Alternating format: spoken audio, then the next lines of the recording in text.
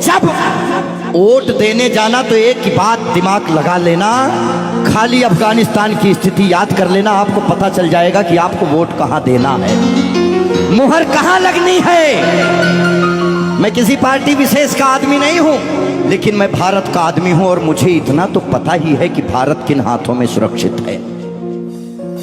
इसीलिए ध्यान से ये जो जातिवाद में हम लोग बट रहे हैं उस पे है कि मन की हल्दी घाटी में राणा के भाले डोले थे, यूं लगता है वीर शिवाजी चीख चीख कर बोले थे। पुरखों का बलिदान घास की रोटी तक शर्मिंदा है, कट गई जंग में राणा की बोटी बोटी शर्मिंदा है। खुद अपनी पहचान मिटा दी कायर भूखे पेटों ने, जो टोपी जालीदार पहन ली हिंदू माँ के बेटों ने। और सर पर लानत तालियां नहीं, सुनिए पूरी बात कि मन की हल्दी घाटी में राणा के भाले डोले थे, यूं लगता है वीर शिवाजी चीख चीख कर बोले थे। पुरखों का बलिदान घास की रोटी भी शर्मिंदा है, कट गई जंग में राणा की बोटी बोटी शर्मिंदा है। खुद अपनी पहचान मिटा दी कायर भूखे पेटों ने, जो टोपी जालीदार पहन ली हिंदू माँ के बेटों ने।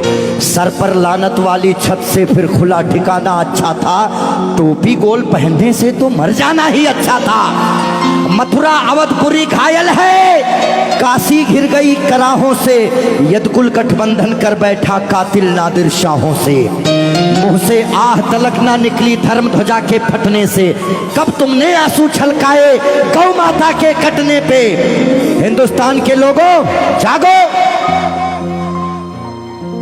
कब तुमने आंसू छलकाए गौ माता के कटने पे। जागे नहीं अगर आज हम तो ये प्रश्न पीढ़ियां पूछेंगी। हमारे पास दो ही ऑप्शन है, या तो हम अपनी आने वाली पीढ़ियों के लिए चेतावनी बन जाएं या मिसाल बन जाएं। ना हम कश्मीरी पंडितों को भूलेंगे और ना राम भक्तों पे गोलियां चलाने वाले को भूलेंगे। ये वही भारत है, ध्यान रखिएगा। किसी बहकावे में नहीं आना है कि कब तुमने आंसू छलकाए गौ माता के कटने पे, और जागे नहीं अगर हम तो ये प्रश्न पीढ़ियां पूछेंगी। गन पकड़े हिंदुओं के बेटे और बुरके से लदी बेटियां पूछेंगी, बोलेंगी हे यार पुत्र इतना उद्धार किया होता, खतना करवाने से अच्छा हमको मार दिया होता।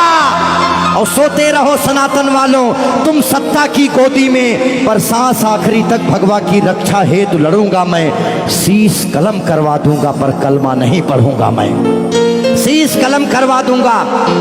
आने याद रखना, हमारे भारत में 29 राज्य हैं, जिसमें से खाली 22 राज्यों में हम लोग बहुसंख्यक हैं, बाकी अल्पसंख्यक।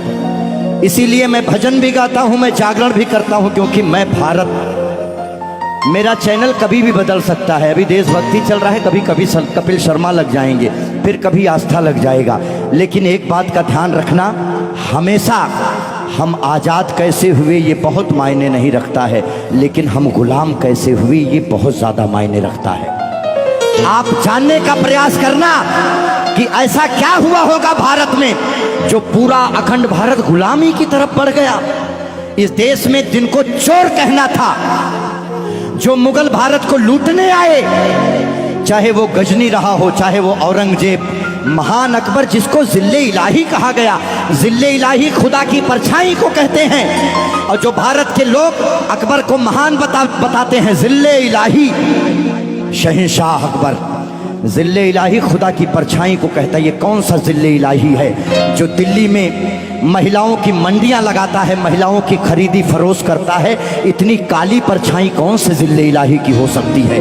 इसीलिए आप अपने हीरोज, अपने बच्चों को बताओ कि ये देश भगत सिंह की वजह से, ये देश जियो तिवारी जनेऊधारी, चंद्रशेखर आजाद, ये देश मंगल पांडे, बुंदेले हर बोलों के मुंह हमने सुनी कहानी थी और खूब लड़ी मर्दानी वो तो। हमारे यहाँ महिलाएं घूंघट करती हैं क्योंकि यहाँ लुटेरे आए भारत में, लूटे, डोलियां लूटे, महिलाओं के साथ दुराचार किए, जिसकी वजह से उन्हें पर्दे में रखा जाने लगा। भारत के लोगों, 2022 का चुनाव आपके सर पे है। मोहर लगाने से पहले सोच लेना कि भारत वाकई में किन हाथों में महफूज है। बाकी आगे आपकी मर्जी। बोलिए भारत माता की।